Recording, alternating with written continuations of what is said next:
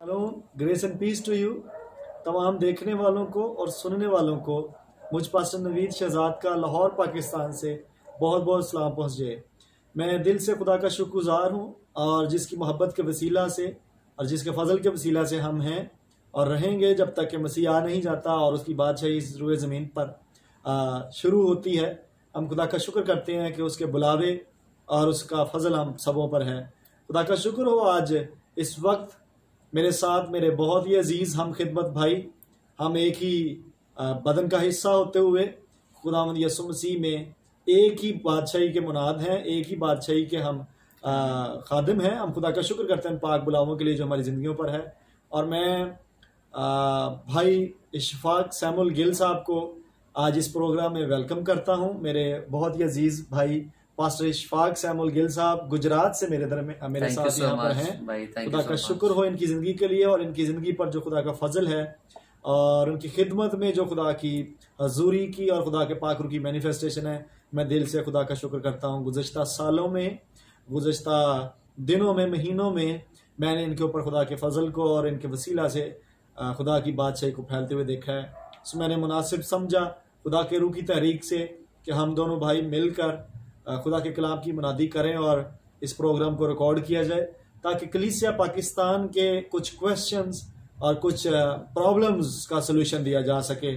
सो मैं जानता हूं कि भाई इशफाक सैमुअल गिल पर वो ग्रेस है जिसका अब के दौर में चर्च को और यंगस्टर्स को और इवन बुजुर्गों को भी ज़रूरत है।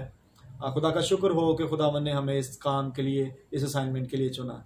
सो मैं आज इस प्रोग्राम में पास्टर इशफाक साहब आपको वेलकम कहता हूँ। Thank you so much dear man of God, my brother Naveed, कि आपने आज मुझे इनवाइट किया ताकि आज हम बहुत ही एक खूबसूरत टॉपिक के ऊपर डिस्कस कर सकें। Praise God, praise God. आपका शुक्रिया आपके टाइम के लिए, आपने इनविटेशन को कबूल किया। आमीन। और खुदावन ने इसे मुमकिन किया कि आप लाहौर में तशरीफ़ ला सके और अपॉइंटमेंट यहाँ खुदाम के मुकर्रर वक्त के मुताबिक हम जमा हो सके, डिवाइन अपॉइंटमेंट के मुताबिक। सो अजीज़ो, पिछले कुछ सालों से बहुत सारे लोग जो मुझे मेरे फेसबुक पर फ्रेंड्स एंड फैमिली मेम्बर्स हैं और ख़ास तौर पर जो कलीसिया खुदावन ने मेरे साथ अटैच की, जो जिनको खुदावन ने मुझे दिया एज ए शेफर्ड के मैं उनका चरवाहा हूँ, उन्होंने मुझसे स्पिरिचुअल फादर के रिगार्डिंग टीचिंग्स को सुना, सीरीज़ को सुना और मैंने खुदा के उन भेदों को जिनका मुख्तार खुदावन ने बनाया, मैंने आप तक, कलीसिया तक और फेसबुक पर भी और यूट्यूब पर भी और दीगर प्लेटफॉर्म्स पर भी जहाँ जहाँ खुदावन ने मौका दिया, खुदावन के कलाम को मैंने सच्चाई के साथ पेश करने की कोशिश की। और मैं खुदा का शुक्र करता हूँ कि ये एजेंडा, ये असाइनमेंट खुदावन ने मुझ पर रखी इस पाकिस्तान के अंदर। दीगर कंट्रीज़ के अंदर इसका रेवोल्यूशन मौजूद है, लेकिन पाकिस्तान में अनफॉर्चुनेटली, बदकिस्मती के साथ, बहुत सारी कलीसियाओं में, बहुत सारे खादमीन में इसका रेवोल्यूशन नहीं है। और उस रेवोल्यूशन का, उस एक्सपीरियंस का ना होना उनको इस बात की तरह मजबूर करता रहा कि वो इसको बिदअत कहते हैं और आज भी कहते हैं। और ये दुख की बात है कि अगर खुदा के कलाम के अंदर कोई ऐसी सच्चाई मौजूद हो जो आपको ना खुले और किसी और को खुली हो तो आप उसको बिदअत कह दें। अगर आपको याद हो तो खुदा के बंदा बुजुर्ग रसूल पतरस ने अपने दूसरे खत के एंड पर क्लोजिंग करते हुए खुदा के बंदा पौलुस रसूल के बारे में एक स्टेटमेंट दी है वहां, और वहां वो कहते हैं कि जो हमारे भाई पौलुस को मुकाशफे हैं, रेवलेशंस हैं, वो सबको नहीं समझ आते। और वो वहां लिखते हैं कि उनको तरोड़ मरोड़ कर लोग पेश करते हैं और अपने लिए हलाकत को पैदा कर लेते हैं। सो इसका मतलब ये नहीं कि अगर वो किसी शख्स को रेवलेशन नहीं हुआ या उसको नहीं कोई बात खुली कलाम की, क्योंकि बहुत सारे भेद रह जाते हैं, हर बात मुकाशफा नहीं बनती, आप पर रिवील नहीं होती, बहुत सारी टीचिंग्स भेद ही रह जाते हैं जब तक के वक्त ना आ जाए और जब तक किसी आप ऐसे शख्स के साथ कनेक्ट ना हो जाए जो उस रेवलेशन को जानता, उस भेद को उसको पा चुका हो, खुल चुका उस पर। सो ये प्रॉब्लम था अर्ली चर्च में भी। तो इन प्रॉब्लम्स का सलूशन ही तो कलाम मुकद्दस में मौजूद है। तो हम भी आज कोशिश करेंगे खुदा के रूह की तहरीक से, हम दोनों भाई मिलकर के हम खुदा के तहरीक से कलाम मुकद्दस में से उन क्वेश्चंस का आंसर कर सकें जो कलीसिया पाकिस्तान के हैं, और उन सॉल्यूशंस को दे सकें जो प्रॉब्लम्स बड़ी देर से चर्च ऑफ पाकिस्तान, कलीसिया पाकिस्तान बर्दाश्त कर रहा है, जिसमें से गुजर रहा है। सो मैं बताता चला जाऊं कि पतरस चाहे सीनियर थे, लेकिन उन्होंने पौलुस के उन रेवलेशंस को रिकॉग्नाइज किया और उन्होंने ये कहा कि जो उसको भेद है, मुकाशफे हैं, वो हमें नहीं है। और उनको बहुत सारे लोग जो है वो समझ नहीं पाते और उनको खींच तान कर अपने लिए हलाकत पैदा कर लेते हैं। इससे अच्छा है कि आप खींचातानी करें, इससे अच्छा ये है कि आप इस वीडियो को एंड तक देखिएगा, और अगर ना आपको फिर भी समझ आए, मैं और भाई इशफाक सामल हाजिर होंगे आपकी खिदमत में, आपके लिए दस्तयाब रहेंगे। आप मैसेंजर पर, आप फेसबुक पर, आप टेलीफोन नंबर्स पर, आप व्हाट्सएप पर हम दोनों से रब्ता कीजिए, और हम चाहेंगे कि आप इस रेवलेशन, इस भेद को पा जाएं, ताकि कलीसिया पाकिस्तान और हम और आप सब मिलकर तरक्की करें। पास्टर इशफाक साहब, आप इस बारे में क्या कहते हैं? आपको मैं जानता हूं कि खुदावन ने आप पर यह फजल किया कि आप स्पिरिचुअल फादर के, रूहानी बाप के मुकाशफे को समझ सके, और आपको खुदावन ने रूहानी बाप के साथ जोड़ा भी। और खुदा ने सिर्फ जोड़ा नहीं, बल्कि आपको इसका अंडरस्टैंडिंग और रेवलेशन देकर जोड़ा, और आपके रूहानी बाप को भी आपके बारे में रेवलेशन और अंडरस्टैंडिंग दी कि किस तरह से पाकिस्तान में अशफाक को उन्हें अडॉप्ट करना चाहिए। आप अपनी जिंदगी के बारे में बताइए कि किस तरह से आपकी खिदमत का आगाज होता है, कैसे आप खिदमत को अंजाम देते हैं कुछ सालों तक, और फिर कैसे खुदावंद ये टर्निंग पॉइंट लाता है पाकिस्तान में होते हुए। खुदा कैसे आपके दिल में आया कि कोई रूहानी बाप होना चाहिए? आया खुदा के रूह ने आपको उतर कर सिखाया, या आपको किसी खादम के वसीले से सुनने को मिला? जी, थैंक यू सो मच भाई नवीद, आपने मुझे इनवाइट किया। मैं खुदावंद की शुक्रगुजारी करता हूँ, और बेशक आज हम एक बड़े खूबसूरत टॉपिक के ऊपर डिस्कशन कर रहे हैं। टॉपिक का नाम स्पिरिचुअल फादरहुड है, और मैं खुदावंद की शुक्रगुजारी करता हूँ इस अपॉर्चुनिटी के लिए। जैसा कि मेरे वालिद साहब वो एज ए इवेंजलिस्ट हैं, और मेरी जो पैदाइश है एक पेंटिकॉस्टल घराने में हुई है, और शुरू से ही पेंटिकॉस्टल कलीसियाओं के साथ हमारा रिलेशंस रहा है। लेकिन पाकिस्तान में कलीसियाओं के अंदर मैंने देखा कि जो पास्टर होता है उसकी उस कदर इज्जत नहीं होती। हमें मालूम तो है कि ये खुदा का खादिम है, लेकिन हम पास्टर के ताल्लुक से अक्सर ही कंफ्यूज रहते हैं। और मैंने कुछ ऐसे वाकयात भी देखे हैं जहां पास्टर को मारा भी गया, पीटा भी गया, और जहां कलीसिया के लोगों ने पास्टर का जो है वो गला भी पकड़ा।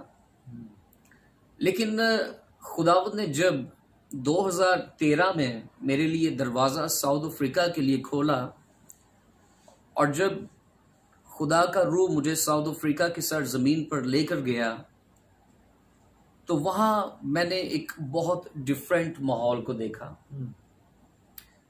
वहां जिस भी चर्च में मैं जा रहा था, कलीसिया पास्टर को डैडी, पापा कहकर बुला रही थी। और मैंने पास्टर की और कलीसिया की बड़ी क्लोजनेस को देखा। इवन के जो पास्टर्स हैं, जो उनके स्पिरिचुअल फादर्स थे, लोग अपने मसले उनके साथ डिस्कस करते थे। जब खुदा ने साउथ अफ्रीका में दूसरी बार मुझे लेकर गया, तो उस वक्त वहां FGA बोर्ड के डायरेक्टर साउथ अफ्रीका के पास्टर टोनी हरिप्रसाद, उन्होंने मुझे कॉल की और उन्होंने कहा कि आप पाकिस्तान से आए, मैं चाहता हूं कि 2 हफ्ते आप मेरे साथ रहें। और उन 2 हफ्तों में मैंने उनकी जिंदगी से बहुत कुछ सीखा। एक दफा मैं पाकिस्तान के ताल्लुक से उनसे बात कर रहा था कि पाकिस्तान में लोग बहुत ही इनसिक्योर फील करते हैं खादिम के साथ अपनी पर्सनल बातों को शेयर करने में। और पाकिस्तान में जो है जब कोई बोर्ड मीटिंग होती है तो ज्यादातर कुछ लोग इत्तेफाक करेंगे खादिम की बात के साथ, और कुछ लोग इत्तेफाक नहीं करेंगे। उन्हें कहा कि आज शाम हमारी भी बोर्ड की मीटिंग है चर्च के अंदर, और आज मैं आपको कुछ सिखाना चाहता हूं। मैंने कहा ठीक है। क्या हुआ कि जब बोर्ड की मीटिंग हुई है तो कुछ उनके कलीसिया के मसले थे, और हर एक शख्स की उन्होंने बात सुनी। जी क्या मसला है जी कलीसिया में हो रहा? एक शख्स उठा है, उसने कहा जी ये मसला है। उन्होंने दूसरे से पूछा जी आपका क्या मसला है? उन्होंने कहा जी डैडी हमारा ये मसला है। तीसरे को पूछा आपका क्या मसला? उसने कहा पापा जी हमारा ये मसला है। जब उन्होंने 15 से 20 लोगों की बात को सुन लिया तो उन्होंने कहा आओ अपनी आंखें बंद करते हैं, अब मैं दुआ करने को हूं। जैसे ही उन्होंने आंखें बंद की हैं और दुआ करना शुरू हो गए हैं, उन्होंने एक एक मसले के ऊपर बोलना शुरू कर दिया। इसका जवाब ये है, खुदा इसका जवाब ये दे रहा है, खुदा इसका जवाब दे रहा है। और जैसे जैसे वो बोलते जा रहे थे, सारी जमात आमीन आमीन आमीन बोल रही थी। और मैं इस डिसिप्लिन को देख के बड़ा हैरान हुआ कि सारी जमात, किसी ने ये नहीं कहा कि पास्टर जी, डैडी जी, पापा जी, नहीं यहां आप गलत हैं। सबने आमीन बोला। और उसके बाद जब हम गाड़ी में बैठे तो उन्होंने मुझे कहा कि क्या तूने आज हमारी मीटिंग देखी है? मैंने कहा हाँ मैंने देखी, और मैं बड़ा हैरान हूं कि किसी भी शख्स को आपके साथ, आपकी बात के साथ इख्तलाफ नहीं हुआ। उसने कहा कि इनको इख्तलाफ इसलिए नहीं हुआ क्योंकि ये कलीसियाई मेंबर्स नहीं हैं, ये मेरे स्पिरिचुअल सन्स हैं, और इनको मालूम है कि जब मैं बोलता हूं तो खुदा मेरे वसीला से बोलता है, और जो मैं बोलता हूं चाहे वक्ती तौर पर वो ठीक ना भी फैसला हो, उनको ये मालूम है कि हमारे पापा पर, हमारे रूहानी बाप के वसीला से उस वक्त खुदा का रूहुल कुद्स कलाम करता है, और हमें हर कंडीशंस में उसको कबूल करना पड़ेगा, बेशक बाज सख्त फैसले हैं। और उन्होंने कहा कलीसियाई मेंबर भाग सकता है, जो आपको ज्यादा दया यकी देता है वो भी चर्च छाड़ सकते हैं, लेकिन जो बेटे बेटियां स्पिरिचुअल फादर के रेवलेशन को समझ गए हैं, वो अपने रूहानी बाप को कभी नहीं छोड़ सकते। और उन्होंने कहा कि यही वजह है कि अफ्रीका के अंदर 20-20 हजार जो है कांग्रीगेशन है, उनके अपने चर्च की 2000 कांग्रीगेशन थी, और वो कह रहे हैं कि दिन ब दिन ये तादाद बढ़ रही है। क्यों? क्योंकि यहां रूहानी बाप के रेवलेशंस का पता है, और जिस कलीसिया के ऊपर रूहानी बाप का रेवलेशन ओपन हो जाता है, वहां खुदा की ग्रेस आकर ठहर जाती है। इसलिए मैं आपसे कहूंगा कि अपने रूहानी बाप की रिस्पेक्ट करें। जब आपका रूहानी बाप आपसे कलाम करता है, बेशक वो सख्त लहजे में कलाम करें, आप ये जान के उसको एक्सेप्ट करें कि ये खुदा हमारी बेहतरी के लिए कर रहा है, और इसी में आपकी भलाई और इसी में आपके लिए बरकत छुपी हुई है। थैंक यू पास्टर साहब, आपके इस एक्सपीरियंस से मुझे सीखने को मिला सबमिशन के ताल्लुक से। जी जी। लेकिन ये तो उन लोगों के लिए हुआ जो ऑलरेडी रेवोल्यूशन रखते हैं, जी जी। सनशिप का और फादरहुड का। बिल्कुल। लेकिन उनका क्या जो इसका रेवोल्यूशन नहीं रखते, और अगर उनको कलाम मुकद्दस में से जाकर सीखना पड़े तो उन्हें एक आयत जो है वो डिस्टर्ब कर देती है। जी जी। जिसको शायद मिसअंडरस्टैंड करते हैं बहुत सारे लोग।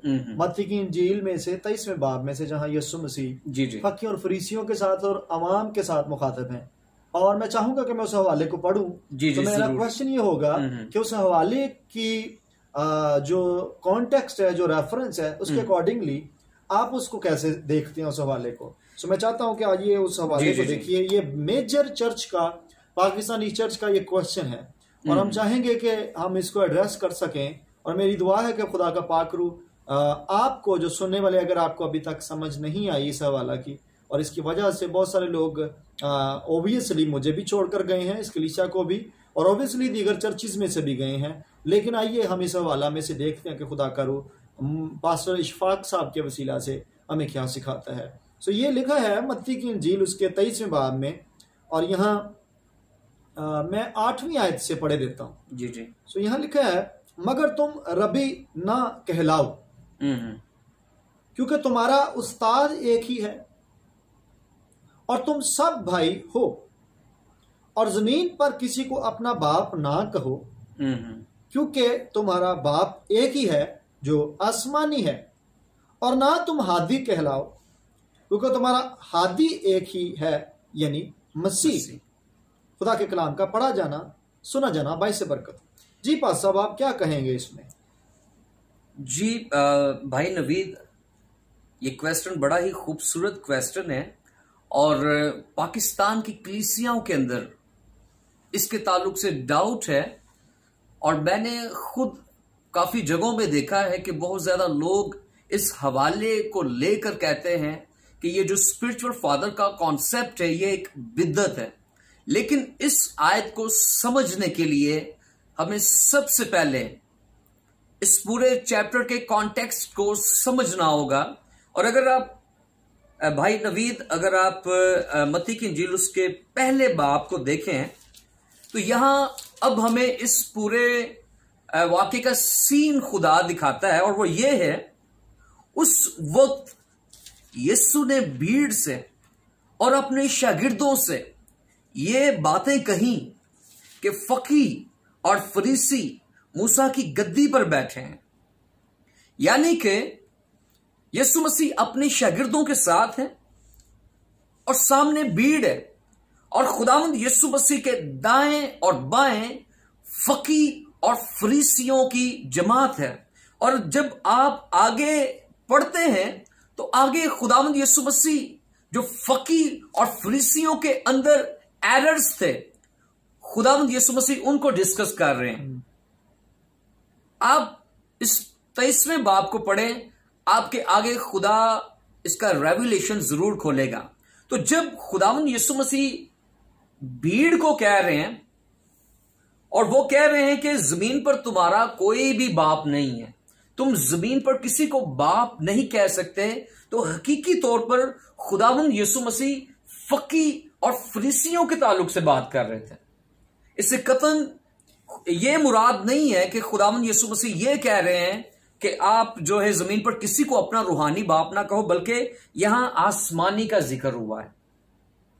जमीन पर आप किसी को भी आसमानी बाप नहीं कह सकते, क्योंकि आसमान पर यहोवा खुदा है जो सबका बाप है।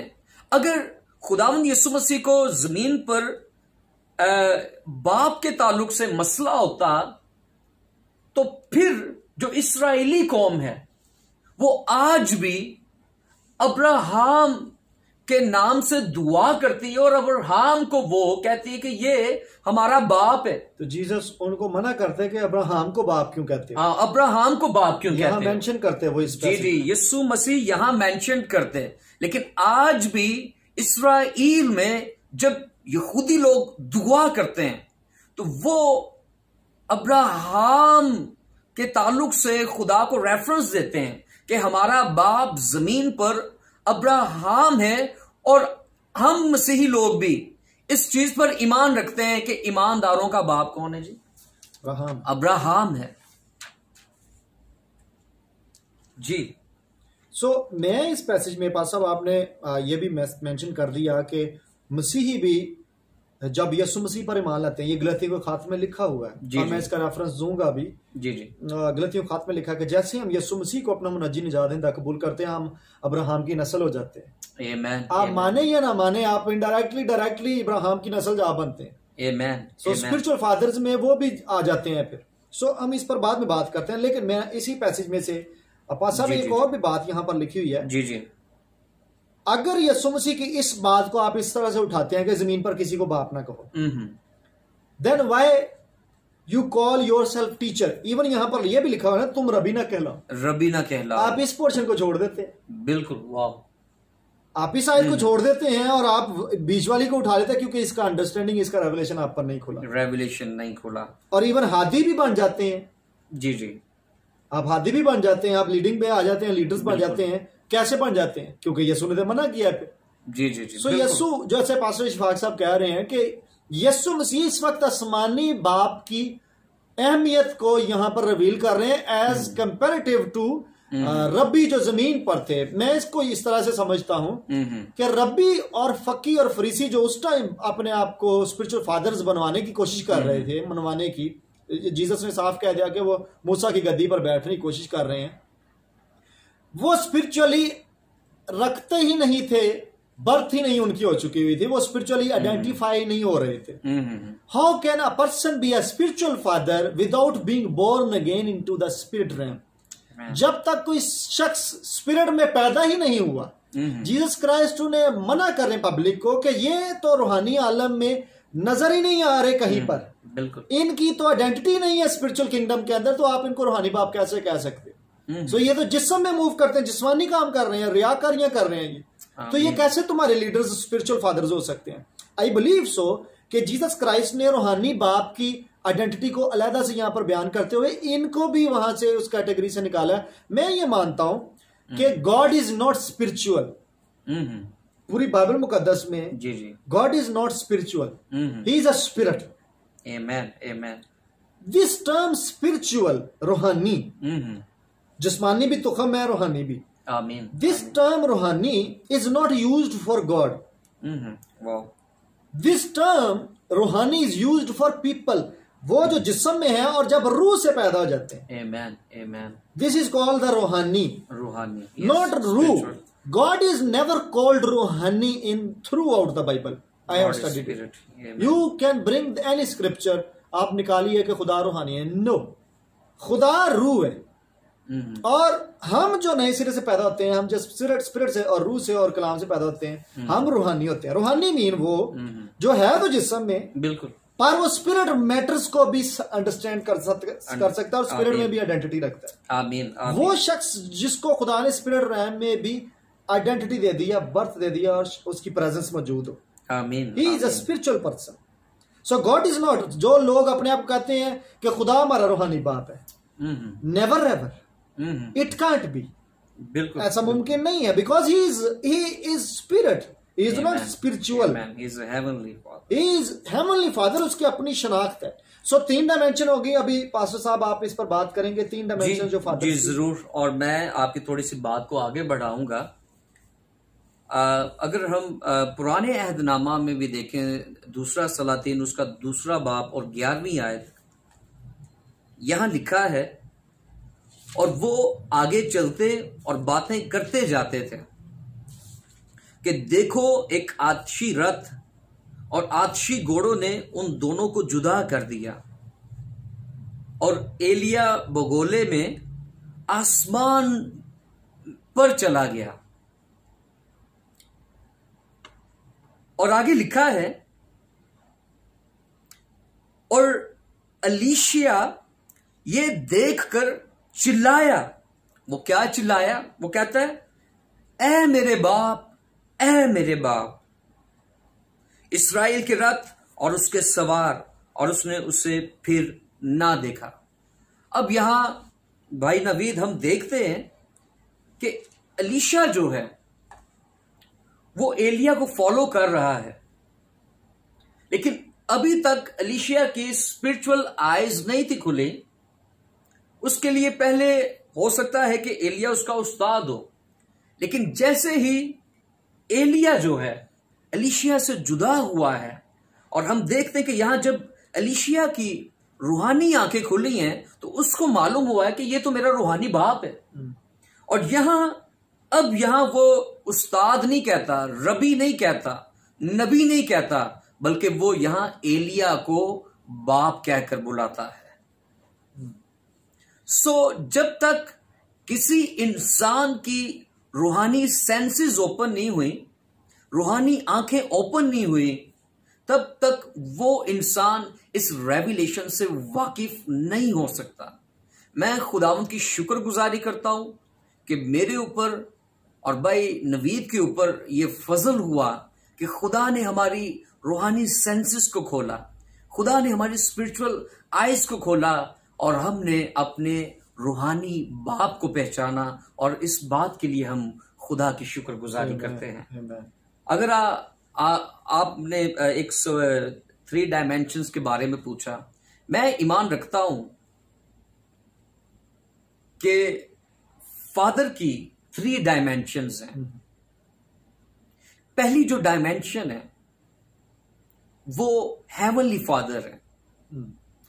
दूसरी डायमेंशन जो है वो फिजिकल फादर है, और जो तीसरी डायमेंशन है वो स्पिरिचुअल फादर है। अगर हम भाई नवीद फादर के मीनिंग्स को देखें तो फादर का मतलब ही सोर्स है, यानी कि जो हमारा आसमानी बाप है वो ना सिर्फ हमारा खुदा है बल्कि वो हमारा सोर्स भी है। इसीलिए खुदा के लोगों में और गैर कौमों में फर्क है। गैर कौमों के पास जो उनका खुदा है, गैर कौमों के पास जो उनका माबूद है, वो सिर्फ उनके लिए खुदा है, लेकिन वो उनके लिए सोर्स नहीं हो सकता क्योंकि वो उनका बाप नहीं है। लेकिन ये खुदा की कौम पर और मसीही लोगों पर फजल हुआ है कि हम ना सिर्फ आसमानी खुदा को खुदा जानते हैं बल्कि वो हमारा सोर्स भी है। वो इसलिए सोर्स है क्योंकि वो हमारी फिक्र करता है, वो हमारी केयर करता है, वो हमारा प्रोवाइडर है। इसी वजह से हम उसको यहोवा यरी भी कहते हैं। और जब आप दूसरी डायमेंशन को देखते हैं, फिजिकल फादर को, तो फिजिकल फादर भी एक सोर्स होता है। फिजिकल फादर जो है, जिस्मानी बाप, एक रीजन बना आपको इस दुनिया में लाने की, और फिर वो रीजन बना कि आपकी वो परवरिश करे, आपको खिलाए, आपको पहनाए और आपकी वो केयर करे। लेकिन यहां जो जिस्मानी बाप के ताल्लुक से बाज दफा कुछ लोग जिस्मानी बाप से बड़ी ज्यादा एक्सपेक्टेशन रखना शुरू कर देते हैं। वो कहते हैं कि हमारे बाप ने हमारे लिए क्या किया है, और इस मैटर में जब वो अपने बाप की बेहुरमती करते हैं तो वो सजा पाते हैं, क्योंकि बाइबल कहती है कि अपने माँ बाप की इज्जत करो तो फिर खुदा तुम्हारी उम्र को दराज करेगा। जिस्मानी जो बाप है, खुदा ने जो उसको ड्यूटी दी उसने पूरा किया, और उसकी ड्यूटी ये थी कि वो आपको इस दुनिया में लाने का बायस बने, आपकी केयर करे, आपको खिलाए, आपको पिलाए। लेकिन बाज़ दफा हम अपने जिस्मानी बाप से बहुत ज्यादा एक्सपेक्टेशन रखना शुरू कर देते कि हमारा जिस्मानी बाप इससे आगे भी करे, इससे आगे वो कुछ नहीं कर सकता, क्योंकि जो खुदा ने उसको ड्यूटी दी है वो सिर्फ उतना ही कर सकता है। और इस मैटर में जो जिस्मानी बाप है वो कामिल नहीं है। कुछ लोग कहते हैं कि मुझे मेरे बाप में ये हामी नजर आती है, मेरा बाप ये काम करता है, मेरा बाप वो करता है। लेकिन मैं आपको बताता चलूं, जो जिम्मेदारी खुदा ने उसके ऊपर लगाई उसने वो पूरी की है। आप उससे ज्यादा उसके ऊपर एक्सपेक्ट नहीं कर सकते। बहुत ज्यादा बेटियों को अपने बाप से शिकायत होती है कि हमारा जिस्मानी बाप ऐसा है, बहुत ज्यादा बेटों को होगी। लेकिन वो क्या करते हैं, जब वो अपने बाप के खिलाफ कुफर बकते हैं तो खुदा को ये पसंद नहीं है। चाहे वो शराबिया बाप है, चाहे वो खुदा से दूर बाप है, लेकिन जो खुदा ने उसके ऊपर ड्यूटी लगाई, अगर वो उसने पूरा किया तो उसका काम पूरा हो गया। फिर तीसरी डायमेंशन एक जो बाप की है वो रूहानी बाप है, और रूहानी बाप भी एक सोर्स होता है, लेकिन ये स्पिरिचुअल एक सोर्स है। और रूहानी बाप की खुदा ने क्या ड्यूटी लगाई हुई है? रूहानी बाप की खुदा ने ये ड्यूटी लगाई हुई है कि वो अपने स्पिरिचुअल सन को एक डायरेक्शन दे, वो अपने स्पिरिचुअल सन की मदद करे उसकी मंजिल तक पहुंचाने तक।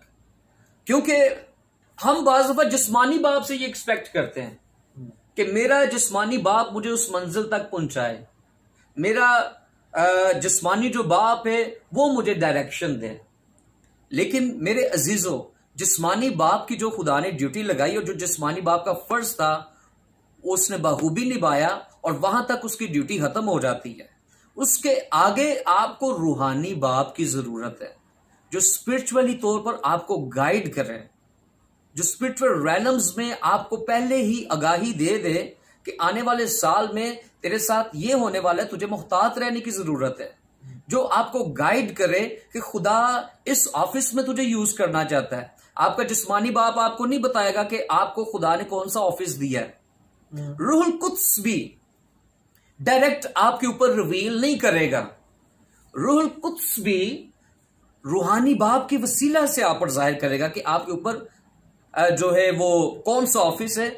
इवन के बाइबल मुकद्दस में हमें एक वाकया मिलता है कि जिस्मानी बाप के जरिए से रूहानी बेटे को यह मालूम पड़ता है कि आया मैंने ये ख्वाब खुदा की तरफ से देखा है या शैतान की तरफ से, आया ये मैंने आवाज खुदा की सुनी है या शैतान की सुनी है। आप अपनी सेंसेस के साथ, अपनी सोच के साथ खुदा की आवाज की परख नहीं कर सकते। इसमें भी आपके लिए खुदा ने एक सोर्स प्रोवाइड किया है और जिसको खुदा ने रूहानी बाप का है। इसकी हमें बेहतरीन स्टोरी मिलती है कि जब सैमुअल खुदावंद के अहद के संदूक के पास सोया हुआ है तो खुदा जो है उसको आवाज देता है। खुदा कहता है सैमुअल, और सैमुअल खुदा को डायरेक्ट जवाब नहीं दे रहा। सैमुअल सीधा जो है वो एली के पास जाता है और कहता है तूने मुझे बुलाया है। आज के दौर में ऐसा हो रहा है कि रूहानी बाप को मालूम भी नहीं होता और उसका जो स्पिरिचुअल सन होता है वो बाप को आके बताता है कि मैंने रात को खुदा से बातें की हैं और मुझे तो खुदा ने ये मंसूबा दे दिया है, और रूहानी बाप के इल्म में भी नहीं होता कि क्या भाई आपको मंसूबा दिया है।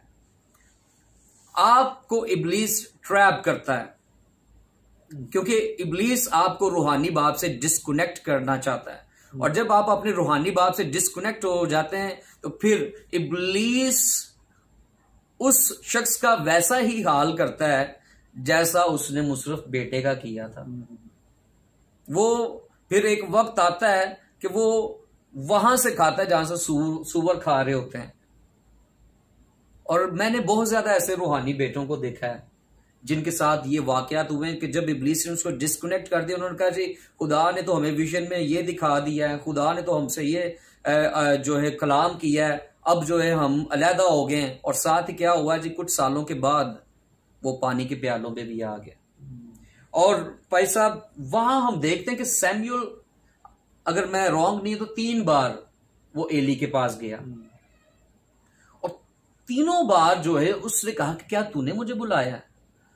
अब हकीकी तौर पर वो एली के पास इसलिए जा रहा था क्योंकि वो एली से स्पिरिचुअल डायरेक्शंस को लेना चाह रहा था कि अगर ये एली की आवाज नहीं है तो मैंने इस आवाज को रिप्लाई क्या देना है, इसके साथ मैंने गुफ्तगू खुदा के साथ कैसे करनी है। और वहां एली उसको बता रहा है कि अब जब तुझे आवाज आए तो तूने क्या करना है। मैं ईमान रखता हूं कि अगर एली उसको कहता कि ये खुदा की आवाज नहीं है, बस सो जा, तो मैं ईमान रखता हूं कि सैमुअल ने सो जाना था। वो इस कदर वफादार हैं कि वो खुदा की आवाज को नहीं सुन रहा, उसको रिस्पॉन्स नहीं दे रहा, बल्कि वो अपने रूहानी बाप के पास जा रहा है। आपका रूहानी बाप आपको बताएगा कि आप शैतान की आवाज सुन रहे हैं या आप खुदा की आवाज सुन रहे हैं। मैं आपको ये क्यों कह रहा हूं, अगर आप एक विजिबल इंसान जो रूहानी बाप है, अगर आप उसकी बातों पर ईमान नहीं ला रहे तो खुदा तो फिर इनविजिबल है। खुदा तो जो आपको नजर भी नहीं आता, आप उसकी बातों पर कैसे ईमान लाएंगे। खुदा को हर किसी ने नहीं देखा हुआ। और बहुत ज्यादा बेटे बेटियां ये गलती करते हैं कि वो जो है इनविजिबल गॉड के साथ वो कहते हैं जी हमने बात कर ली, हमने देख लिया, लेकिन अगर विजिबल बंदा आप उसकी बात पर ईमान नहीं रखते तो आप इनविजिबल गॉड की बात पर कैसे ईमान रख रहे हैं। बहुत ज्यादा लोग ऐसे हैं कि जब रूहानी बाप कहता है कि खुदा ने मुझे तेरे लिए ये काम दिया हुआ है, कि खुदा कहता है तू ये काम कर, और अगर रूहानी बेटा कहे कि मैं दुआ करांगा, मैं कंफर्मेशन मंगाऊं, तो इसका मतलब वो खिदमत के submitted, he is not submitted, और वो खुदा की खिदमत के साथ भी वो सीरियस नहीं है। पास साहब सॉरी आपकी बात भी यहां पर कटती है। मैं बिलीव करता हूं कि जब आप सैमुअल और एली का रेफरेंस दे रहे हैं, जी जी, मैं इस तरह भी देखता हूं इस वाक्य को कि सैमुअल को खुदा एली की ही आवाज में बात करता है। Amen. He Amen. chose to speak in the voice of his spiritual father. Praise the Lord. क्योंकि सैमुअल आज से नहीं रह रहा एली के पास. बिल्कुल. सैमुअल को एली की आवाज की अंडरस्टैंडिंग थी. So when he heard the voice of God, because God was using the voice of his spiritual father. Amen. He woke up and he went directly to the spiritual father. Yes. Because it was the first time he was listening the voice of God. Amen. Amen. He thought he is speaking. His father is speaking. Amen. So वो उठकर अपने बाप के पास जाता है. बाप उसका चूंकि बुला नहीं रहा, बाप उसका डिसर्न कर रहा है उसके इस एक्सपीरियंस को. Praise the Lord. और जब वो उसको डिसर्न टोटली कर लेता, क्योंकि डिसर्नमेंट भी स्पिरिचुअल शख्स एकदम से डिसीजन मेकिंग नहीं करता. अगर आप इमाल की किताब को पढ़ते हैं तो जब वो गैबिन जो लड़की के अंदर रूह थी, तो पॉल ने ही टुक टाइम लिखा, बहुत दिनों के बाद फिर उसने उसको हुक्म दिया और उसमें से निकाला. जो कह तो उनके फेवर में रही थी बातें, एडवर्टीजमेंट ही हो रही थी, but it was not from God. So spiritual शख्स इट टेक्स टाइम कि वो डिसीजन मेकिंग करने से पहले. सो सैमुअल एली ने एज ए स्पिरिचुअल फादर उसने उसको गाइड किया कि हाँ ये खुदा ही बोल रहा है. Amen. Amen. ये खुदा ही बोल रहा है, तो हाला मेरी आवाज इसको आती होगी. क्योंकि मैं समझता हूँ सैमुअल आज से नहीं उसके पास रह रहा था. बिल्कुल बिल्कुल. तो वो उसके साथ मैच्योर हो चुका हुआ था, वो इतनी सबमिशन में चला गया था. तो इस सबमिशन में जाने के लिए टाइम लगता है, जरूरी होता है. तो मैं बिलीव करता हूँ कि खुदा अगर आज आपसे बात करते, जैसे पास्टर इशफाक कह रहे हैं कि अगर आप अपने स्पिरिचुअल फादर की नहीं सुन सकते, how can you listen the spirit God जो आपको इनविजिबल है, जो फिजिकली विजिबल है, आपको वही अंडरस्टैंड नहीं किया जा रहा, आप डाइजेस्ट नहीं कर पा रहे उसकी बातों को, तो आप कैसे खुदा के हजूर बैठकर कहते हैं खुदावन तू उतर के मेरे गल्ला का?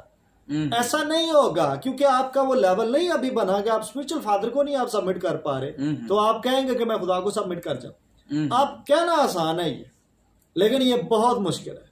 सो मैं ये बिलीव करता हूं कि सैमुअल ने ये टाइम स्पेंड कर लिया हुआ था कि वो स्पिरिचुअल फादर की इतनी सबमिशन में चला गया था. And God didn't destroy the protocol of the spiritual RAM. खुदा ने भी उस प्रोटोकॉल की फॉलो किया जो उसने लगाया हुआ. हर शख्स के ऊपर जो उसका स्पिरिचुअल फादर है वो उसके लिए वॉइस बनता है. आज भी अगर पास्टर इशफाक साहब भी इसका बता सकेंगे, बहुत सारे लोग मुझे मिलते हैं जो मेरी खिदमत का कभी फल हुए, शायद दूसरे शहरों में है, शायद मेरे चर्च के मेंबर्स भी नहीं, कलीसिया के रुकन भी नहीं, लेकिन फिर भी खुदा उनके ड्रीम्स में मुझे सम टाइम उतारता है, क्योंकि मेरे हाथ रखे के वसीला से उनको कोई ना कोई नेमत मिली हुई है, या उनको मेरी मुनादी के वसीला से उनको निजात मिली, उनको खुशखबरी का पैगाम पहुंचाया गया. तो वो मेरी मिनिस्ट्री का फल होते हुए, चूंकि स्पिरिचुअली मेरा डीएनए उनके अंदर ट्रांसफर हो चुका हुआ है मेरे हाथ रखने के वसीला से. सो वो दे आर लिंक्ड. हम फिजिकली फादर के साथ भी डीएनए की वजह से लिंक होते हैं. आमीन. तो जब हम हाथ रखते हैं, इसलिए पौलुस ने बोला था कि हाथ रखने में जल्दी न, डीएनए नहीं ट्रांसफर करते जल्दी. सो हम इस पर भी बात करते हैं. सो मैं पास्टर साहब से अगला क्वेश्चन करूंगा कि पास्टर साहब, पॉल ने करंथियों के खत में जब पहले करंथियों के अंदर जाकर चौथे बाब की 15वीं आयत में ये लिखा, क्योंकि अगर मसीह में तुम्हारे उस्ताद 10,000 भी होते तो भी तुम्हारे बाप बहुत से नहीं, इसलिए कि मैं ही इंजील के वसीला से मसीह यीशु में तुम्हारा बाप बना. खुदा के कलाम का पढ़ा जाना सुना जाना बाइस बरकत हो. ये 15वीं आयत है. मैं आपसे ये क्वेश्चन करूंगा, बहुत सारे लोग पॉलियन एपिसल्स को, पौलुस के खतूत को रिट कर देते हैं, चैलेंज कर देते हैं, एंड दे प्रेफर, ये कहते हैं कि यीशु ने तो नहीं ना क्या. What do you say about it? आप इसको कैसे देखते हैं? क्योंकि स्पिरिचुअल फादर की टीचिंग को पॉल ने ज्यादा एलैबोरेट किया अपने तकरीबन हर खत के अंदर. बिल्कुल, तकरीबन हर खत के अंदर. बिल्कुल. तो वो पॉल को इस यीशु मसीह की 23वें बाब की उस आयत को उठाकर उसके सारे खतों को चैलेंज कर देते हैं, उनको स्टेक पर लगा देते हैं. कैसे देखते हैं? जी भाई साहब, अगर आप हिस्टोरिकल देखें और अगर आप कुछ हिस्टोरिकल बुक्स पढ़ें तो आपको पता है कि जो पतरस का स्पिरिचुअल सन मरकज था और मार्क जो था वो स्पिरिचुअल सन था, और हिस्ट्री भी हमें बताती है कि पतरस का स्पिरिचुअल सन मरकज था, और इसी तरह पौलुस रसूल के भी स्पिरिचुअल सन थे. और पौलुस रसूल के ऊपर जो खुदावंद यीशु मसीह का मुकाशफा खुला उसने खुदावंद यीशु मसीह को जलाली सूरत में देखा है। और बाइबल मुकद्दस कहती है कि उसकी जो थी स्पिरिचुअल आइज ओपन होगी और 3 दिन तक उसकी जिस्मानी आइज बंद हो गई थी। तो मैं ये बताना चाहता हूं लोगों को कि यहाँ जो पौलुस रसूल रूहानी बाप के ताल्लुक से बात कर रहा है वो कलाम से हटके बात नहीं कर रहा। और इसके ताल्लुक से हमने पुराने अहदनामा से अब्राहम के रेफरेंस को भी देखा है और उसके साथ हमने जो है एलिया के रेफरेंस को भी देखा है। और यहाँ पौलुस रसूल जो है बाप के ताल्लुक से बयान करता है कि मैं मसीह यीशु में तुम्हारा आसमानी बाप बना, क्योंकि उसके तो स्पिरिचुअल सन्स है, तो इस वजह से वो बात कर रहा है। आमीन आमीन। मैं बिलीव करता हूं कि पास साहब जितनी कलीसियाओं को पॉल ने लेटर लिखे हैं, एपिसल जितने खतूत जितने हैं, वो सारे के सारे उसके स्पिरिचुअल सन्स थे।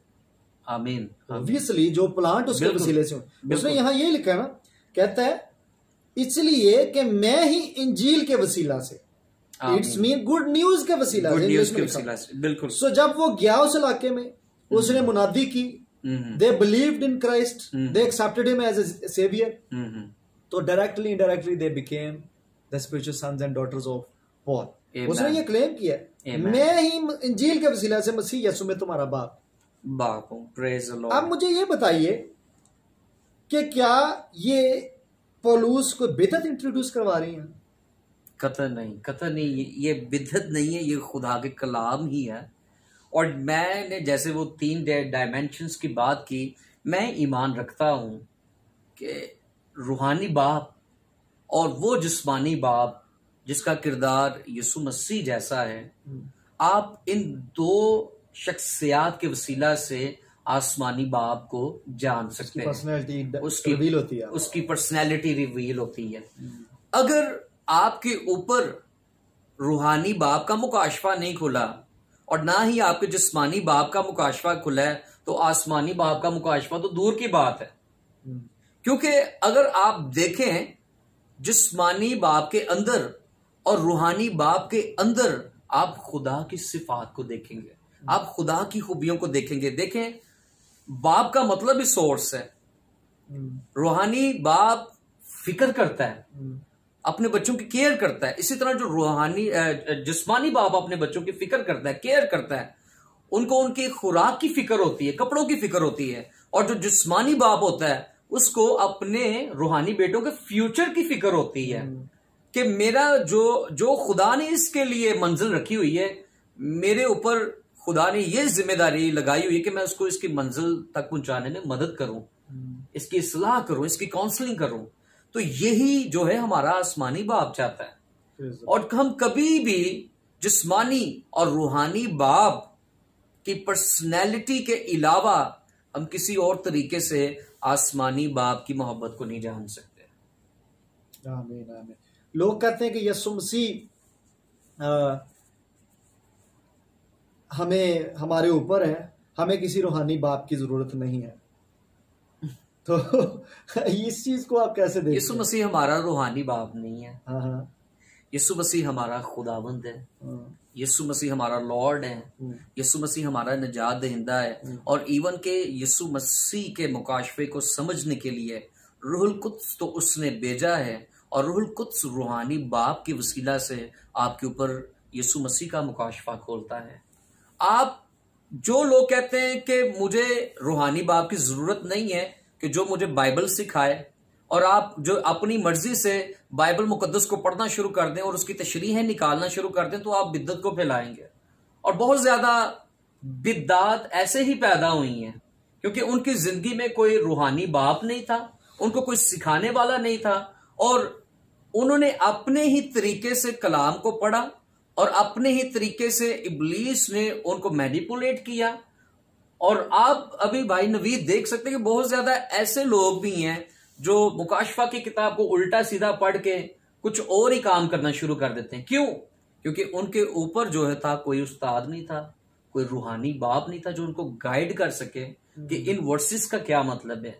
और आज भी हमारे बेटे बेटियां जो है वो ये मिस्टेक करती हैं, वो कहते हैं कि हमें यीशु के अलावा किसी और की जरूरत नहीं है। यीशु ने ही आपके ऊपर उस्तादों को और स्पिरिचुअल फादर्स को अपॉइंट किया हुआ है। मैं अगर अपनी बारे में बताऊं, बेशक मुझे खिदमत में काफी साल हो गए हैं, लेकिन जब खुदा ने मेरी लाइफ में यानी बाप की सूरत में, जिनका नाम लोवी है, उसके बाद मेरी लाइफ की जो डायरेक्शन थी वो चेंज हो गई।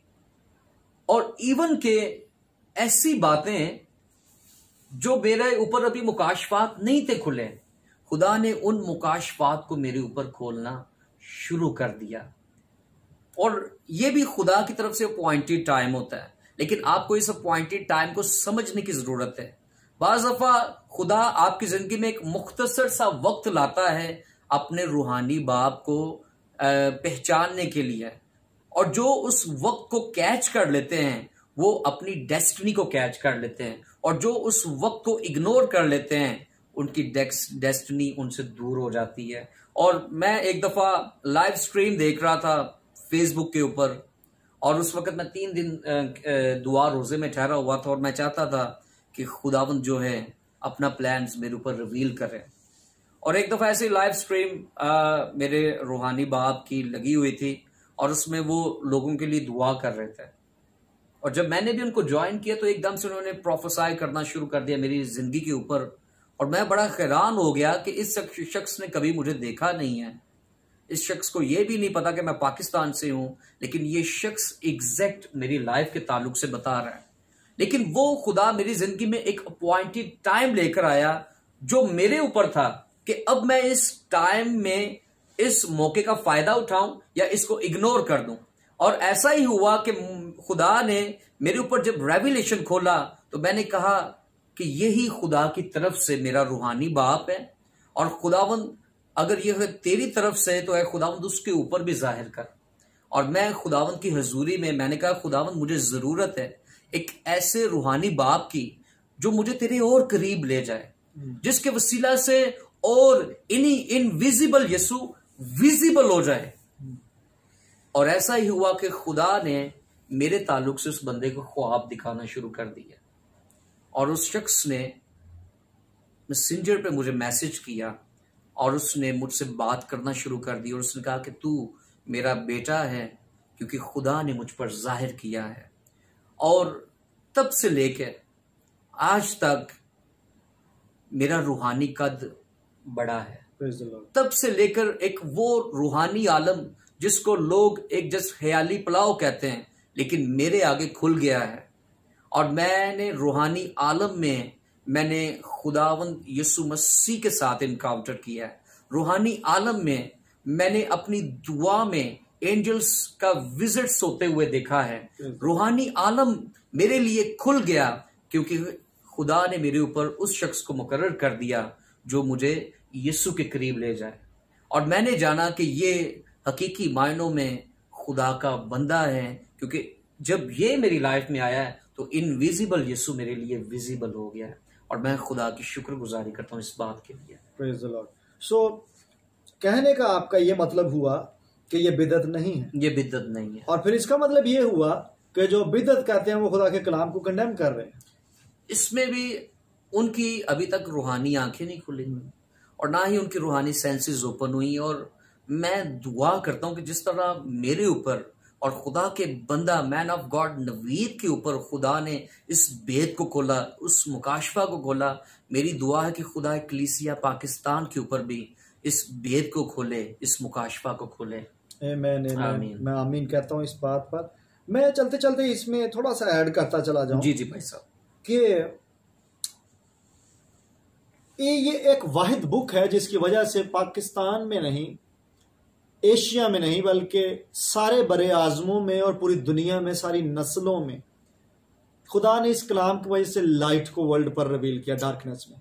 हालेलुया। क्या आप ये मानते हैं कि वो खुदा जो एक ही किताब के वसीला से दुनिया में रिवाइवल और अपनी बादशाही को ला रहा है, यही एक किताब है। I believe so, you all believe in this book, जो देखने वाले हैं, कि ये लाइफ है, ये लाइट है, तेरा कलाम मेरे कदमों के लिए चिराग है। अगर खुदा इसी एक बुक को यूज कर रहा है, क्या आप ये बिलीव करते हैं कि खुदा अलाउ करेगा किसी शख्स को कि वो इस किताब को पोल्यूट कर दे किसी रॉन्ग टीचिंग के लिए, किसी रॉन्ग टीचिंग को इसमें डालने के लिए? क्या आप ये बिलीव करते हैं? अगर आप पॉल के अगेंस्ट बोलते हैं, think about the grace upon your life, think about the work you have done. क्या आप उसके लेवल पर भी हैं? कहता है पास आगे को मुझे कोई और दुख ना दे, मैं पहले मसीह के दाग अपने बदन पर लिए फिरता हूं। कहता मैंने तुम सबसे ज्यादा मारे खाई हैं। कहता मैंने तुम सबसे ज्यादा भूख काटिया फाके की हैं, तुम सबसे ज्यादा मुशक्कतें की हैं। इवन उसने बुजुर्गों को भी, यरूशलेम की कलीसिया के बुजुर्गों को भी ये एड्रेस किया कि मैं सब में से, मैं चाहे अधूरे दिनों की पैदाइश था, बट मैं सब में से ज्यादा सबकत ले गया हूं। और फिर जब गिफ्टिंग की बात आती है, गिफ्टिंग में भी वो बोलते हैं, कहते हैं मैं तुम सबसे ज्यादा जुबानें बोलता हूं। कहता निशानात का वसीला से, मौजज़ात के वसीला से मेरी खिदमत, रसूली खिदमत मेरी तुम सबों पर जाहिर हुई है, खुदा ने मोहर की है। और पूरा चैप्टर उन्होंने लिया अपनी रसालत को प्रूव करने के लिए ग्रंथियों खत में। तो मैं ये बिलीव करता हूं, और आपको भी मेरे साथ और भाई इशफाक के साथ मिलकर करना चाहिए, कि अगर पॉल कुछ लिख रहे हैं तो पॉल कुछ भी खुदा की मर्जी से बाहर नहीं लिख रहे, और पॉल यीशु मसीह की मर्जी से बाहर भी कुछ नहीं लिख रहे। अगर पॉल लिख रहे हैं तो फिर खुदा इस बुक को मेंटेन नहीं करवा सके। आपके कहने का ये मतलब हुआ कि हम जी असी यीशु दी गल माने, असी पलूस दी नहीं मानते। क्यों? क्योंकि आपको उस आयत का रेवलेशन नहीं हुआ, और आपको इस आयत का भी नहीं हुआ। आपने एक आयत को दुरुस्त कह दिया और एक को गलत कह दिया। अपने मिसअंडरस्टैंडिंग की वजह से you are counterfeiting the word of God. आप खुदा के कलाम से टकरा रहे हैं, और इस वजह से आप ये कह रहे हैं कि जनाब ये बिदअत इसमें इंट्रोड्यूस हुई है। This is wrong. People of God, आप खुदा के लोग हैं, आपको यीशु मसीह ने निजात दी, आपको उसी खून से धोया गया, उसी रूह से नहलाया गया, उसी कलाम से मुकद्दस किया गया, उसी रूह से आपको सील किया गया है। But people of God, go into the word of God, ask the Holy Spirit to reveal this word, जो आप पर खुला नहीं। बहुत सारे भेद हैं अभी भी, बहुत सारे भेद मुझ पर, बहुत सारे भेद भाई अशफाक पर नहीं खुले, बहुत सारे भेद खादमों पर नहीं खुले। अभी बहुत सारी मिस्ट्रीज, इनको इंग्लिश में लिखा गया मिस्ट्रीज, बेदीनी का भेद लिखा हुआ है, ये भी एक मिस्ट्री है। खुदा से रिलेटेड चीजों की भी मिस्ट्रीज हैं बहुत सारी, और अभी वो रिवील नहीं हुई सारी। आप अलाउ करेंगे अगर खुदा को, तो खुदावंद आपको ये रेवलेशंस बनाकर खोल के सिखा देगा, फिर आपके अंदर से इसे उखाड़ना मुश्किल हो जाएगा। बट इससे पहले कि आप कुछ ना कुछ बोलना शुरू कर दें मेरे खिलाफ, भाई इशफाक के खिलाफ, या किसी ऐसे खादम के खिलाफ जो स्पिरिचुअली किसी शख्स को स्पिरिचुअल फादर एक्सेप्ट कर चुका और सबमिट कर चुका है जैसा स्पिरिचुअल सन, या खुदा के बंदा पॉल के खिलाफ बोल देते हैं आप, तो please please please repent about it. हम तो आपके जज नहीं हैं, बट खुदा का कलाम जरूर जज करेगा आपको, और खुदा अपने कलाम को लेकर किसी के साथ भी रद्दोबदल करके इसमें आपको स्पेयर नहीं करेगा। Please people of God be very careful, ये स्पिरिचुअल मैटर्स हैं। और अगर आपको अंडरस्टैंडिंग नहीं है, आप मजीद मुझसे, पास्टर इशफाक से हम हाजिर हैं, आप क्वेश्चन कर सकते हैं, आप इस ब्रॉडकास्ट पर अपना कमेंट छोड़ सकते हैं, आप हमें मैसेंजर पर अप्रोच कर सकते हैं। We are available all the time. हम इस टॉपिक को लेकर आपके आंसर्स करेंगे और कोशिश करेंगे कि हम खुदा के कलाम में से आपको सिखा सकें।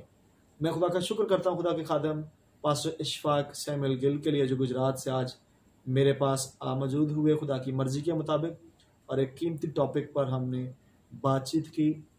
और मैं बिलीव करता हूँ जो मेजर 2-3 क्वेश्चंस थे, कन्फ्यूजन्स थी, वो हम एड्रेस कर चुके हैं। अगर आपने अब तक इस प्रोग्राम को एंड तक देखा है तो मैं आपको अप्रिशिएट करता हूँ आपकी कीमती टाइम के लिए। इस बिजी वर्ल्ड में अगर आपने कलाम को तरजीह दी है, तो कलाम मुकद्दस में लिखा है कि जो कलाम को सुनता है वो भलाई देखता है, जो कलाम पर तवज्जो करता है, मिसाल की किताब में लिखा है, वो भलाई देखेगा।